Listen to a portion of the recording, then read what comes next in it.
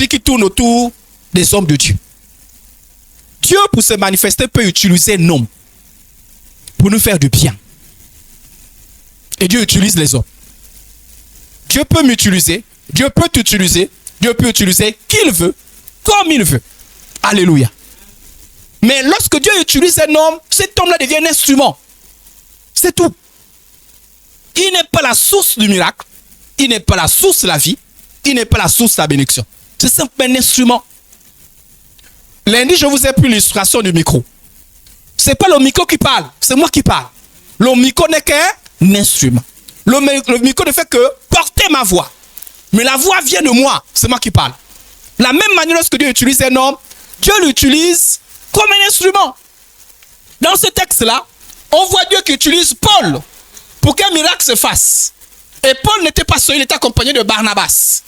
Ceux qui ont assisté à ce miracle-là ont cessé de voir Paul et Barnabas comme étant des simples instruments. Et il y a un danger quand nous les hommes, nous ne voyons plus à des instruments de Dieu, des simples instruments, nous le voyons comme la source. La source n'a rien à voir avec l'instrument. Et voyons Paul et Barnabas, non plus comme les instruments, mais comme source, ils vont donc comme vouloir les offrir un culte. Ils vont même les nommer, ça, ils vont les prendre comme étant des dieux. N'oublions pas que l'homme a des tendances idolâtres. Voilà pourquoi on a fait attention, voilà pourquoi on enseigne. C'est pour que toi tu veilles sur ton âme. C'est pour que tu fasses attention. Quand la tentation vient, tu... On ne méprise pas les hommes de Dieu. Il ne faut jamais le faire, je vous enseigne pas là-dessus. Il faut les honorer. Mais ça s'arrête là. Je les honore comme la Bible me demande de les honorer. Je ne vais pas plus loin. Parce que quand tu vas plus loin, tu tombes dans l'idolâtrie. Comme dans ce cas, les noms qu'ils donnaient. L'idolâtrie s'est manifestée comment? Par les noms qu'ils ont donnés. Non seulement les noms, les attitudes. Attention aux noms que vous donnez à vos hommes de Dieu. Tu donnes à ton homme de Dieu quel nom? Si le nom-là porte un attribut qui revient à Dieu, bah attention, tu as l'idolâtrie.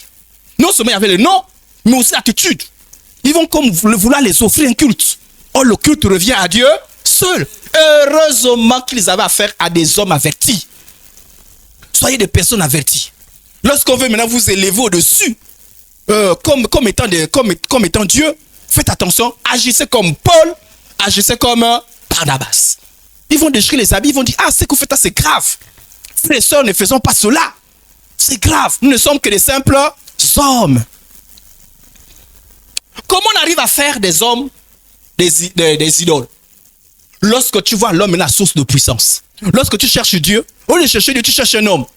Ah, cherche-moi, cherche un prophète. Je cherche un pasteur. Je cherche un apôtre. Tu cherches pour qu'il résolve mon problème. Parce que celui que j'ai là-bas, il n'est pas suffisamment puissant. Tu ne cherches pas Dieu, hein. C'est l'homme que tu cherches. Pour toi, c'est l'homme. Et tu vas de homme à homme. De prophète à prophète. Parce que tu ne cherches pas Dieu. C'est Dieu qu'il faut chercher.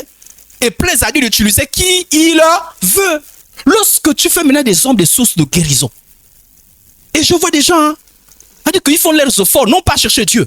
Ils font leurs efforts à chercher des hommes. C'est-à-dire que même leur prière, ah Seigneur, oriente-moi vers un homme. C'est pas fait un mauvais, hein. Mais attention, si ta soif c'est l'homme, ce n'est plus Dieu. Dans la Bible, on dit quoi? Chercher l'éternel. L'ordre qui est donné, c'est chercher l'éternel. Jamais chercher Dieu, jamais chercher l'homme. On cherche l'éternel en méritant la parole du Seigneur. Par la prière, par le jeûne. On parle le soutien des hommes. Mais les hommes ne deviennent pas la source. On ne court pas après les hommes. Moi, j'ai fait toutes ces choses-là. J'ai couru après les hommes. Ah oui, je courais après les hommes. J'ai fait toutes ces choses. Mais j'ai décidé, je vais même au point où j'ai donné l'argent. Donc quelqu'un prie pour moi. Je vous ai souvent dit ça. Mais je me suis arrêté. J'ai dit non. Ça c'est l'incrédulité. Ce n'est plus la foi. La foi est en Dieu seul. Comment on fait des hommes des idoles? Lorsque l'honneur qui revient à Dieu, on la donne à un homme. Je ferai un enseignement là-dessus. Il y a différents types d'honneur. La dernière fois, quand on a parlé au couple, on a dit, attention, si tu es femme, il y a un honneur qui revient à ton mari. C'est-à-dire que si tu crains plus ton chef que ton mari, tu as un problème. C'est-à-dire que ton chef, là-bas, tu parles à ton chef, quoi. Oui, chef. Mais quand c'est ton mari, hey, tu as un problème. Tu le revois. Non. Ton mari mérite plus d'honneur que ton chef. Ah, je vais encore plus loin. Moi, je peux être honnête. Oh. Ton mari mérite plus d'honneur que ton pasteur. Oui. On n'a pas dit que méprise au pasteur. Mais le mari mérite plus d'honneur que le pasteur. Car après Dieu vient le mari. La même manière, il y a un honneur qui... On va faire des enseignements dessus. Il y a un honneur qui revient, qui est propre aux parents, qui est propre à Dieu et qui est propre à des hommes. Il y a un honneur quand tu le manifestes dans la même attitude.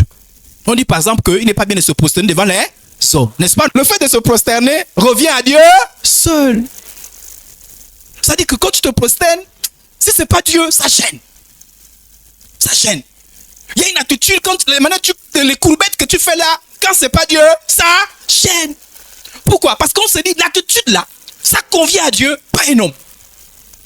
Donc quand tu as une attitude qui normalement reviendrait à Dieu et que tu as manifesté faire un homme, en fait tu es un peu idolâtre. Et aujourd'hui, on voit des gens qui se mettent à genoux devant les hommes de Dieu. À genoux, hein. C'est à genoux. Soit à genoux. Allongé.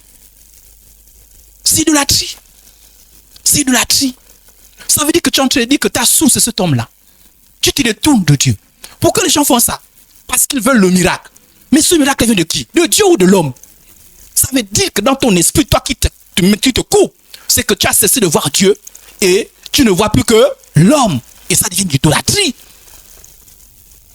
Lorsqu'un miracle se produit, au lieu de louer Dieu, c'est l'homme que tu loues. Au lieu d'un témoignage de Dieu, c'est l'homme. Non, le pasteur il dit qu'il est fort, il est fort. Bon, moi c'est flatteur, mais c'est dangereux. C'est pas bien pour toi et pour moi. Rendons grâce, Dieu a utilisé le pasteur Idriss, mais la gloire revient à Dieu. Celui donc qui fera un témoignage, c'est Dieu. C'est Dieu la source. C'est-à-dire que lorsqu'on t'écoute, les gens ne doivent pas chercher Idriss, mais chercher Dieu.